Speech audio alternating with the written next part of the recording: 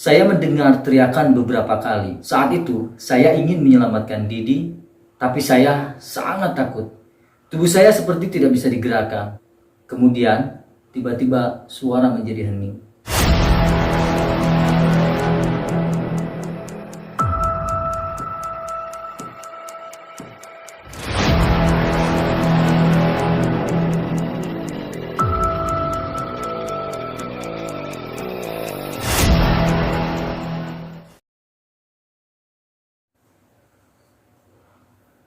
Hello guys, welcome back to the office of Satpam Detective. Bersama saya, Kabir Gunawan, yang akan selalu mengupas dan mengulas sebuah kisah dan kasus dengan tegas dan lugas. Dan untuk kalian yang baru bergabung dengan channel ini, jangan lupa untuk klik subscribe dan tekan tombol loncengnya untuk mendapatkan notifikasi video-video kami yang tidak kalah seru dan menarik di channel Satpam Detective. Nah, pada kesempatan video kali ini, kita akan mengupas sebuah kasus tentang hubungan seorang ibu dan anaknya, di mana kita tahu bahwa kasih sayang seorang ibu itu tiada batas dan bahkan tak terhingga. Tapi, berbeda dengan kasus yang akan kita bahas kali ini. Bagaimana kisahnya dan apakah ada plot twist di dalamnya? Mari kita langsung ke kisahnya, kisah Didi and Gypsy Rose.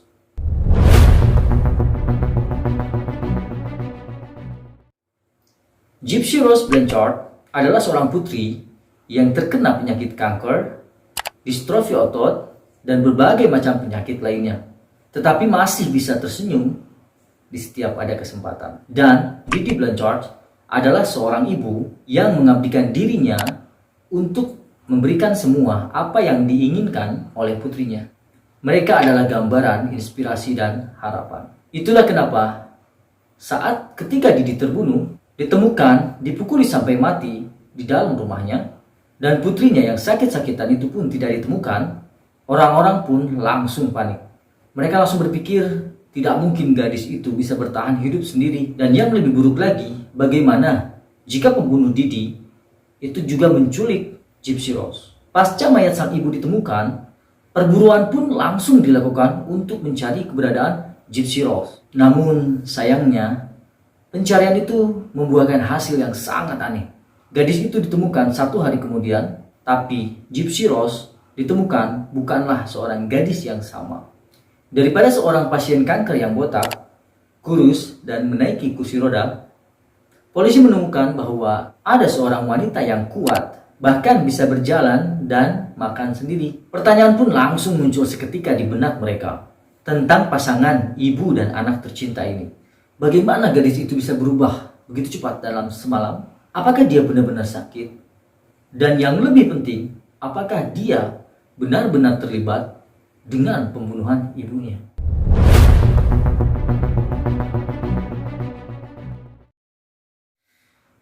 Ketika Gypsy Rose masih bayi, Didi membawanya ke rumah sakit.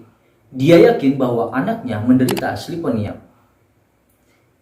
Meskipun tidak ada tanda-tanda penyakit, Didi tetap yakin. Dia kemudian menyimpulkan kalau anaknya itu menderita kelainan kromosom. Sejak saat itulah Didi mati-matian menjaga anaknya. Ketika Gypsy Rose berusia sekitar 8 tahunan, dia jatuh di motor kakeknya. Didi segera membawanya ke rumah sakit, di mana dia dirawat karena luka lecet yang ringan di lututnya. Meskipun begitu, Didi yakin kalau kecelakaan itu mengakibatkan sesuatu yang jauh lebih buruk. Gypsy Rose akan membutuhkan operasi jika dia berharap untuk berjalan lagi. Sampai saat itu, Gypsy Rose diperintahkan oleh ibunya untuk tetap berada di kursi roda agar lututnya tidak semakin parah. Mereka kemudian pindah dari rumah orang tua Didi tatkala pasangan kakek nenek itu mempertanyakan tentang kesehatan Gypsy Rose. Mereka berpikir anak itu nampak baik-baik saja. Kenapa Didi sangat bersikeras bahwa anak itu mempunyai penyakit? Didi merasa bahwa orang tuanya tidak mengerti dengan keadaan Gypsy Rose, sehingga Didi memutuskan untuk membawa Gypsy Rose pindah ke apartemen yang murah dan rusak, dan hidup dengan uang jaminan sosial milik Gypsy Rose. Walaupun tidak banyak, tapi cukup untuk memenuhi kebutuhan mereka. Didi kemudian membawa putrinya ke rumah sakit New Orleans, Gypsy menemukan bahwa selain kelainan kromosom dan distrofi otot, dia kini menderita masalah pendengaran dan penglihatan. Didi mengatakan kepada dokter bahwa Gypsy Rose mulai mengalami kejang-kejang. Meskipun penyakit itu tidak terdeteksi setelah rangkaian tes yang dilakukan, dokter tetap memberikan mereka obat anti kejang dan obat nyeri genetik untuk berjaga-jaga.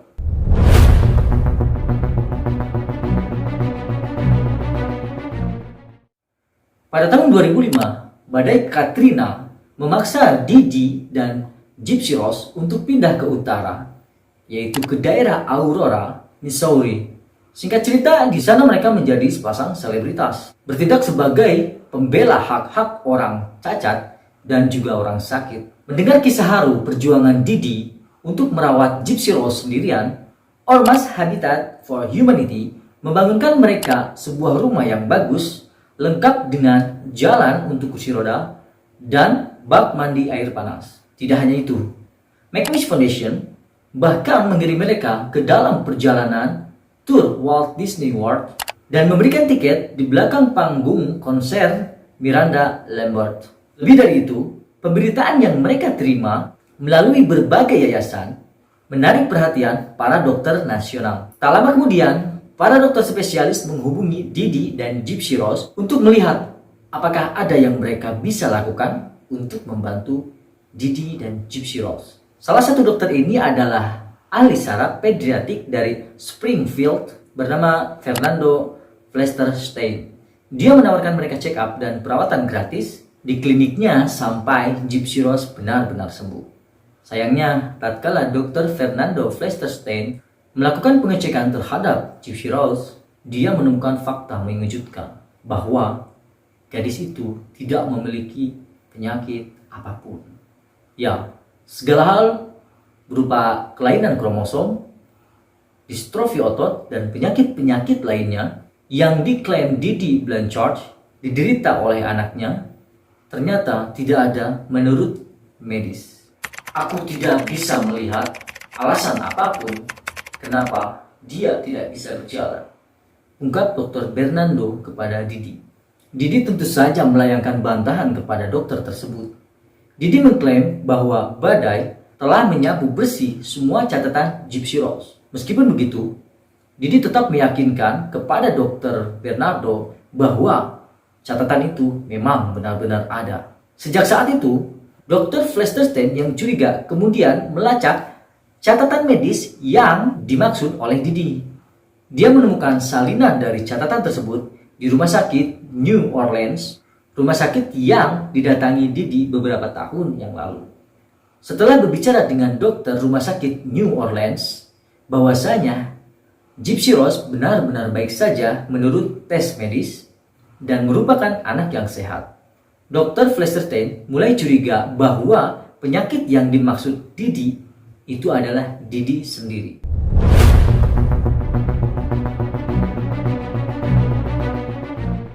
Pada tahun 2010, meskipun Didi memberitahukan kepada semua orang bahwa anaknya berumur 14 tahun, namun pada kenyataannya adalah berumur 19 tahun. Pasca mengunjungi Dr. Flesterstein, Gypsy Rose mulai menaruh curiga kepada ibunya. Ibunya meyakinkan Gypsy Rose sepanjang hidupnya bahwa dia menderita berbagai macam penyakit. Dan Gypsy pun selalu percaya. Namun, perkataan Dr. Flesterstein tentang Gypsy Rose baik-baik saja membuat Gypsy mulai goyah dan mulai terngiang-ngiang di kepala Gypsy Rose tentang perkataan dokter tersebut. Hal yang tidak beres semakin terungkap seiring dengan berjalannya waktu. Gypsy Rose sering disuruh untuk meminum obat-obatan tertentu oleh ibunya. Gypsy Rose selalu beranggapan bahwa obat tersebut adalah obat untuk membantu menyembuhkan penyakitnya. Namun, bagaimana jika itu bukan? Berharap menemukan jawaban yang lebih jelas, Gypsy Rose ingin menemui Dr. Flesterstein secara pribadi. Suatu malam, gadis itu muncul di depan pintu rumah tetangganya. Dia berdiri di atas kedua kakinya sendiri dan memohon tumpangan ke rumah sakit. Namun, sayangnya Didi memergokinya. Ibunya dengan sigap dan cepat langsung turun tangan dan menjelaskan kepada tetangganya yang kebingungan dengan melihat kondisi Gypsy. Dan tentu saja, ngeles adalah bakat yang Didi kembangkan selama lebih dari beberapa tahun ini. Setiap kali Gypsy Rose ketahuan orang mulai menyimpang, berbuat mandiri, atau menyarankan bahwa dia tidak apa-apa, dan tubuhnya dapat digerakkan secara normal, Didi akan turun tangan dan menjelaskan kepada publik bahwa pikiran Gypsy Rose sedang diganggu oleh penyakitnya. Didi akan mengatakan bahwa Gypsy Rose mengalami gangguan mental, atau bahwa obat-obatan telah membuatnya bicara ngelantur. Karena sifat mereka yang menyenangkan dan ikatan inspirasional mereka, orang-orang percaya saja dengan apa yang dikatakan Didi.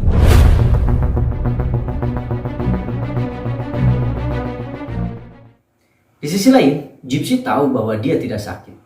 Semakin hari, semakin jelas. Fakta bahwa dia sering diberi obat bius dan pelemas otot oleh Didi membuat Gypsy tahu bahwa semua ini adalah ulah dari ibunya. Yap, sebuah penipuan besar-besaran demi exposure dan benefit sosial. Wajah asli Didi mulai terlihat. Ibunya itu akan melakukan tindakan kasar apabila Gypsy melakukan hal-hal yang dia tidak sukai. Bahkan, pasca insiden dengan tetangganya kemarin, Gypsy selalu dirantai ketika malam hari tiba di kamarnya. Di sisi lain, Gypsy Rose perlahan-lahan mulai mengenal dengan dunia internet dan secara diam-diam menggunakan internet saat Didi sedang tidur. Dia mulai mencari informasi atau mungkin meminta pertolongan kepada orang lain. Namun secara tidak sengaja, dia pergi ke ruangan chatting online. Menggunakan internet adalah hal yang beresiko, karena Didi mengancam akan menghancurkan jari-jarinya dengan palu jikalau Gypsy Rose ketahuan bermain internet. Namun Gypsy Rose tetap melakukannya secara diam-diam. Dia mengobrol dengan para pria, berharap salah satu dari mereka akan menyelamatkannya.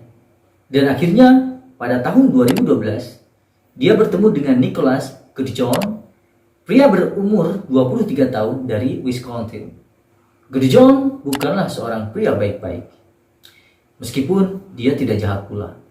Dia mempunyai riwayat penyakit mental dan catatan kriminal, namun daya tahan yang aneh mempertemukan kecocokan antara Gypsy Rose dan Gudjon. Beberapa bulan setelah pertemuan dan saling chatting, Nicholas Gudjon datang untuk mengunjungi Gypsy Rose di rumahnya. Dan di kala itu, Didi sedang melakukan perjalanan solo sehingga Gypsy Rose sendirian di rumah. Saat bertemu, mereka bercerita tentang banyak hal. Mereka pun saling menyukai. Namun, Gudjon sangat terganggu dengan apa yang dialami oleh Gypsy Rose. Tapi entah mengapa, di pertemuan itu, mereka akhirnya membuat sebuah perjanjian.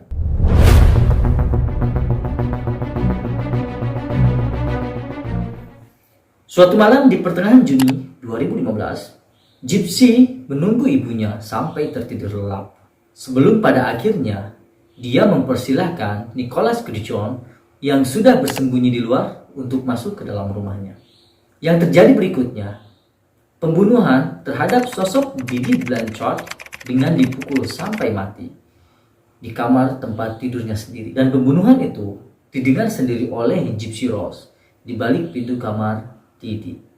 Pasca pembunuhan Didi, keduanya pun langsung melarikan diri. Saat pencarian, Gypsy Rose ditemukan oleh polisi dalam keadaan baik-baik saja. Segala prasangka tentang penculikan yang dilakukan oleh pembunuh Didi sirna dan hilang seketika. Bersama dengan itu, sebuah fakta mencengangkan pun mencuat ke publik. Fakta bahwa selama ini Gypsy Rose Blanchard digunakan oleh ibunya sendiri sebagai boneka pencari uang dan ditipu dengan berbagai macam penyakit. Mereka yang menyatakan kesedihan atas kematian Didi berbalik marah karena perlakuan yang telah dilakukan Didi kepada Gypsy Rose selama bertahun-tahun. Akhirnya, psikiater menyebut bahwa Gypsy Rose adalah korban pelecehan anak, dengan menyebut sindrom Munchausen sebagai akar dari perilaku ibunya sendiri, yaitu Didi. Namun, meskipun opini publik telah bergeser menentangnya, masalah pembunuhan masih tetap ada. Dalam sebuah interogasi, Gypsy Rose mengakui bahwa dia telah menyewa Nicholas Gudjon untuk membunuh ibunya. Pada akhirnya, dia tetap dijatuhi hukuman 10 tahun penjara setelah mengaku bersalah atas pembunuhan tingkat 2. Dan dia akan memenuhi syarat untuk pembebasan bersyarat pada tahun 2024. Sementara itu, Nicholas Sturgeon telah dijatuhi hukuman seumur hidup. Di penjara, Gypsy Rose mengingat kembali hal-hal yang telah dilakukan ibunya kepadanya dan mengakui bahwa dia sudah merelakan semuanya. Dia menyesal atas pembunuhan itu. Akan tetapi, dalam sebuah wawancara pada tahun 2018, dia mengatakan, "Aku merasa lebih bebas di penjara daripada hidup dengan ibu sendiri. Karena sekarang aku diizinkan untuk hidup normal sebagaimana layaknya seorang wanita normal."